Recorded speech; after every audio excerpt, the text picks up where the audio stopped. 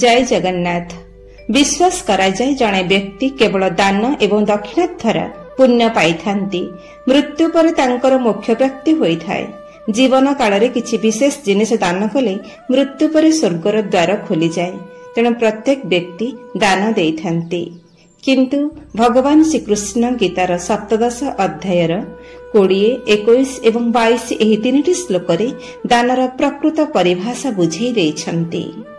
तीन प्रकार दानर वर्णना करिछन्ति, यथा सात्विक दान, राजसिक दान, तामसिक दान। केउं प्रकारर दान द्वारा केउं प्रकारर पुण्यफल प्राप्त हुए एवं केउं प्रकारर दान करिबा उचित नुहे से संपर्क रे सुंदर भावरे अर्जुन को बुझाई कहिछन्ति। प्रभुंक भाषारे प्रथमे कहा जाइछि, दातव्यमिति जद्दानं दियतेनुपकारिणे देशे काले च पात्रे च तद्दानं सात्विकं स्मृतम्। अर्थात दान देवा ही कर्तव्य। एपरि भाव रखी जेउ दान देश काल और पात्र रे अर्थात ठीक स्थान रे ठीक समय रे एवं सतपात्र रे दान दिया जाई थाए बा जहांको ठारू कोनोसी प्रत्युपकार मिलिबार आशा न थाए सेपरि दान हेउछि सात्विक दान।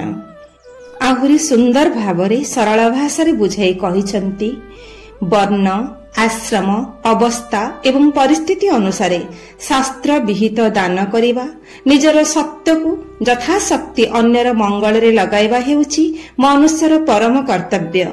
जदि से ताहा न करे तेबे से मनुष्यत्वर तळकु खसी पड़े, भगवानंकर कल्याणमय आदेश रे अनादर करे।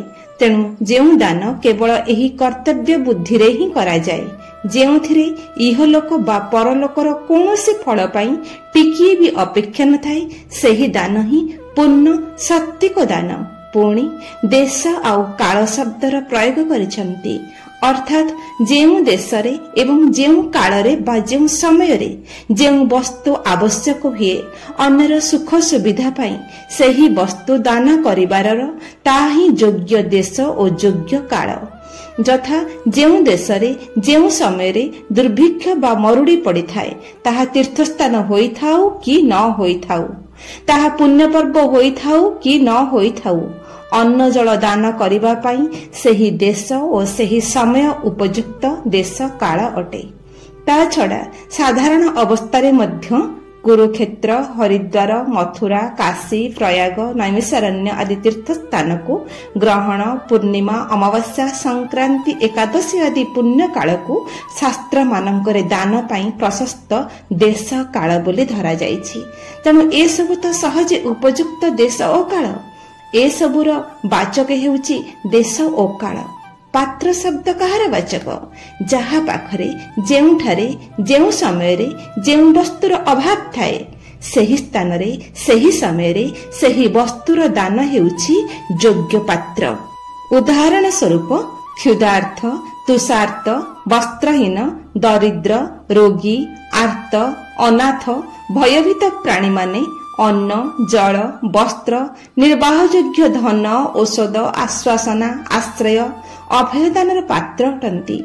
आत प्राणी मानकर पात्रतारे जाति, देश, कालर कौनसी बंधन नाही। सेमानंकर आतुर दशा ही सेमानंक पात्रतार परिचय।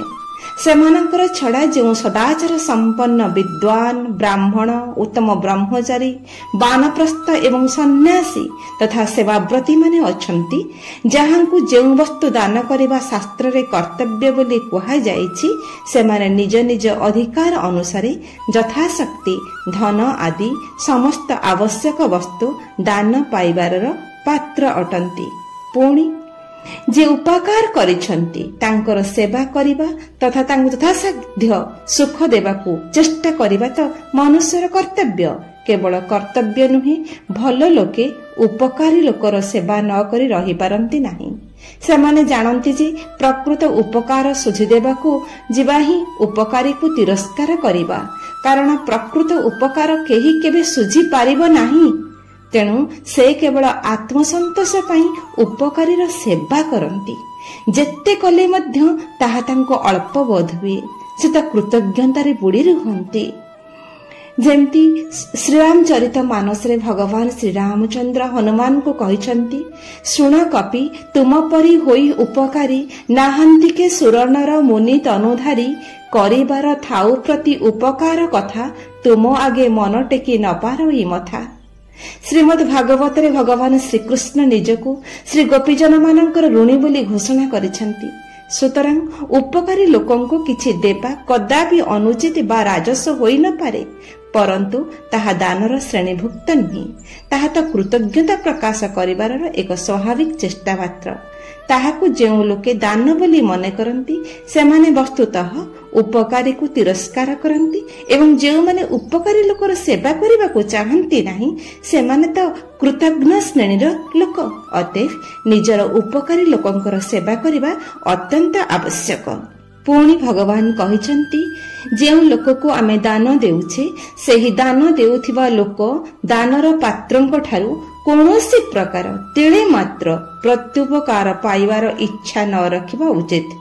ଯାହା ସହିତ ମନରେ କୌଣସି ପ୍ରକାର ସ୍ୱାର୍ଥ ସମ୍ବନ୍ଧ ନଥାଏ ତାକୁ ଯେଉଁ ଦାନ ଦିଆଯାଏ ତାହା ସାତ୍ବିକ ଦାନ। ଏହାଦ୍ୱାରା ବସ୍ତୁତଃ ଦାତାଙ୍କୁ ସ୍ୱାର୍ଥ ବୁଦ୍ଧି ରଖିବାକୁ ନିଷେଧ କରାଯାଇଛି। ପରବର୍ତ୍ତୀ ଶ୍ଲୋକରେ ଭଗବାନ ଶ୍ରୀକୃଷ୍ଣ କହିଛନ୍ତି, ଯତୁ ପ୍ରତ୍ୟୁପକାରାର୍ଥଂ ଫଳମୁଦିଶ୍ୟ ବା ପୁନଃ ଦିୟତେ ଚ ପରିକ୍ଲିଷ୍ଟଂ ତଦ୍ଦାନଂ ରାଜସଂ ସ୍ମୃତଂ। ଅର୍ଥାତ୍ ଶ୍ଲୋକରେ ପ୍ରଭୁ ଶ୍ରୀକୃଷ୍ଣ ରାଜସିକ ଦାନର ଲକ୍ଷଣ ବର୍ଣ୍ଣନା କରି କହିଛନ୍ତି, ଯେଉଁ ଦାନ ଅନ୍ୟ କାହାଠାରୁ ପୂର୍ବରୁ କିଛି ପାଇଥିବାରୁ ବା ତା ବଦଳରେ କିମ୍ବା ଭବିଷ୍ୟତରେ କିଛି ପାଇବାର ଆଶାରେ ବା ବାଧ୍ୟବାଧକତାରେ ବା ମନ ଦୁଃଖରେ ଦିଆଯାଇଥାଏ ତାହା ରାଜସିକ ଦାନ ବୋଲି କୁହାଯାଏ। ଭଗବାନ ଏଠାରେ ସାତ୍ବିକ ଦାନଠାରୁ ରାଜସିକ ଦାନର ପାର୍ଥକ୍ୟ ବତାଇବାକୁ ଯାଇ କହିଛନ୍ତି, ଯେଉଁ ଦାନ ମନ ଦୁଃଖରେ ଅବସ୍ଥା ଚକ୍ରରେ ପଡ଼ି ବାଧ୍ୟ ହୋଇ ଦିଆଯାଇଥାଏ ବା ଇହ କାଳରେ ଏବଂ ପରକାଳରେ କିଛି ପାଇବାର ଆଶା ରଖି ବା ସୁଖ ଭୋଗର କାମନାରେ ଦିଆଯାଇଥାଏ ତାହା ହେଉଛି ରାଜସ ଦାନ। ସେପରି ଦାନ ଦେଉଥିବା ବ୍ୟକ୍ତିର ମନରେ ଆସେ ଯେ ଗ୍ରହୀତା ତାଙ୍କ ଦାନର ପ୍ରଚାର କରିବ କିମ୍ବା ତାଙ୍କୁ ଅନ୍ୟ ବାଟରେ କିଛି ଦେଇଦେବ ଏବଂ ସେ ଯାହା ଫେରାଇ ଦେବ ତାହା ତାଙ୍କ ଦାନଠାରୁ ଅଧିକା ହୋଇଥିବ। ସେତେବେଳେ ଏହା ଦାନ ନ ହୋଇ ବ୍ୟବସାୟରେ ପରିଣତ ହୋଇଯାଏ। କଥାରେ ଅଛି, ଡାହାଣ ହାତରେ ଦିଆଯାଉଥିବା ଦାନ ବାମ ହାତ ଜାଣିବା ଉଚିତ ନୁହେଁ। ଅର୍ଥାତ୍ ଦାନ ସବୁ ଅନ୍ୟକୁ ନ ଜଣାଇ ଗର୍ବଭାବ ନ ଦେଖାଇ ପ୍ରଚାରର ଉଦ୍ଦେଶ୍ୟ ନ ରଖି ଦେବା କଥା। ଯେପରି କ୍ଷୀର ପାଇବା ଆଶାରେ ଗାଈଙ୍କୁ ଖାଇବାକୁ ଦେବା, ବନ୍ଧୁଙ୍କଠାରୁ କିଛି କାମନା ରଖି ତାଙ୍କୁ କିଛି ଦେବା ଏବଂ ଗରିବଙ୍କୁ ଦାନ କରି ସ୍ୱର୍ଗ ପ୍ରାପ୍ତି ଆଶା କରିବା, ଏସବୁ ହେଉଛି ରାଜସ ଦାନ। ଭଗବାନ ଶ୍ରୀକୃଷ୍ଣ ତାମସିକ ଦାନର ଲକ୍ଷଣ ବର୍ଣ୍ଣନା କରି କହୁଛନ୍ତି, ଅଦେଶ କାଳେ ଯତ ଦାନମ୍ ଅପାତ୍ରେଭ୍ୟଶ୍ଚ ଦୀୟତେ ଅସତକୃତଂ ଅବଜ୍ଞାତଂ ତତାମ ସମୁଦାହୃତମ୍। ଅର୍ଥାତ୍ ଯେଉଁ ଦାନ ଅପବିତ୍ର ସ୍ଥାନରେ ଅଶୌଚାଦି କାଳରେ ସତ୍କାର ବିହୀନ ଭାବରେ ଏବଂ ଅବଜ୍ଞା ପ୍ରଦର୍ଶନ ପୂର୍ବକ ଅପାତ୍ରରେ ଦିଆଯାଇଥାଏ ତାକୁ ତାମସିକ ଦାନ ବୋଲି କୁହାଯାଏ।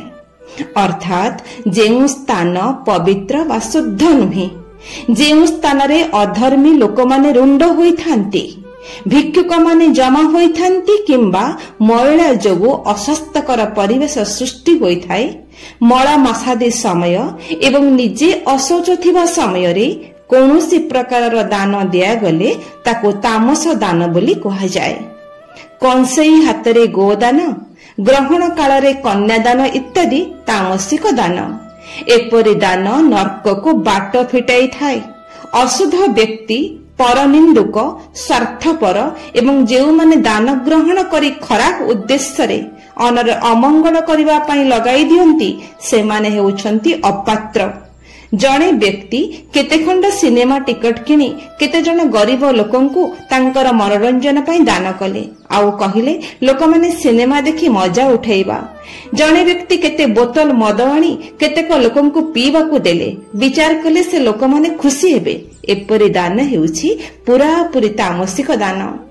ତା ଛଡା ଦାନ ଦେଉଥିବା ବ୍ୟକ୍ତିଙ୍କ ପ୍ରତି ଭଲ ବ୍ୟବହାର ନ ଦେଖାଇ ବା ତାଙ୍କୁ ଭଲ କଥା ନ କହି, ବସିବାକୁ ଆସନ ନ ଦେଇ, ତାଙ୍କ ସହିତ କଟୁ ବ୍ୟବହାର କରିବା ଗାଳି ଦେଇ ହତାଦର ଭାବରେ ଆଉ ନ ଆସିବା ପାଇଁ କଡ଼ା ତାଗିଦ କରି ଯଦି କୌଣସି ପ୍ରକାରର ଦ୍ରବ୍ୟ ଦିଆଯାଏ ତାହା ତାମସ ଦାନ ହୋଇଯାଏ। ଅନ୍ନ, ଜଳ, ବସ୍ତ୍ର ଏବଂ ଔଷଧ ଆଦି ଦେବାରେ କୌଣସି ବିଶେଷ ବିଚାର କରିବା ଉଚିତ ନୁହେଁ। କ୍ଷୁଧାର୍ଥକୁ ଖାଇବାକୁ ଦେବା, ତୃଷାର୍ଥକୁ ଜଳ ଦେବା, ବସ୍ତ୍ରହୀନକୁ ବସ୍ତ୍ର ଦେବା, ରୋଗୀକୁ ଔଷଧ ଦେବା, ଭୟାତୁର ଜୀବକୁ ଅଭୟ ଦାନ କରିବା ବ୍ୟକ୍ତିର ପରମ କର୍ତ୍ତବ୍ୟ। ଏପରି ସାହାଯ୍ୟରେ ମଙ୍ଗଳ ହୋଇଥାଏ। ଯେଉଁମାନେ ଭକ୍ତିର ଉପର ସ୍ତରରେ ଅଛନ୍ତି ସେମାନେ ସମସ୍ତଙ୍କଠାରେ ଭଗବାନଙ୍କୁ ଦେଖୁଥାନ୍ତି। ଭଗବାନ କେତେବେଳେ କେଉଁ ରୂପରେ ତାଙ୍କ ପାଖକୁ ଦର୍ଶନ ପାଇଁ ଆସିଯିବେ ବୋଲି ସେ ବିଚାର କରିଥାନ୍ତି। ସେ କେବଳ କର୍ତ୍ତବ୍ୟ ପାଳନ ଦୃଷ୍ଟିରୁ ନୁହେଁ ଅନ୍ୟମାନଙ୍କୁ ପୂଜା କଲା ଭଳି ଦେଇଥାନ୍ତି। ସେମାନେ ବହୁତ ଊର୍ଦ୍ଧ୍ୱରେ ଥିବାରୁ ତାଙ୍କ ପାଇଁ କୌଣସି ନିୟମ ମଧ୍ୟ ପ୍ରଯୁଜ୍ୟ ହେବ ନାହିଁ। ତେଣୁ ଜୀବନରେ ସତ୍ଫଳ ପାଇବା ପାଇଁ ହେଲେ ଉପରୋକ୍ତ କଥା ପ୍ରତି ଦୃଷ୍ଟି ରଖି ଆମକୁ ମଧ୍ୟ ଦାନର ପରିଭାଷା ବୁଝି ଉପଯୁକ୍ତ ସ୍ଥାନରେ ଉପଯୁକ୍ତ ଦାନ କରିବା ନିହାତି ଆବଶ୍ୟକ। ଜୟ ଶ୍ରୀକୃଷ୍ଣ।